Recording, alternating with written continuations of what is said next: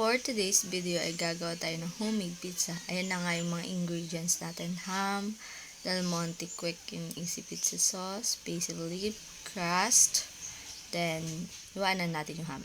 Ayan. Niwa ko siya sa 4, then in square ko siya. 2 lang yung nilagay ko kasi sobra na yan.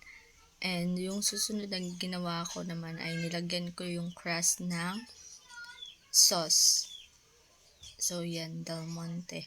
And, sweet style siya. Mura lang yan, guys. 23.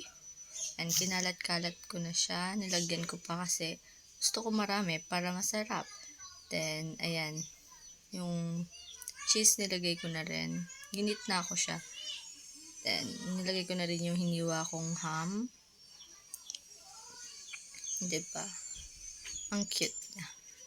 Tapos niyan ay ilagay ko na yung mushroom dahil may mushroom din tayo and yung pineapple. So, ayan na nga yung kinalabasan ng ating pizza. Napakasarap. And thank you for watching.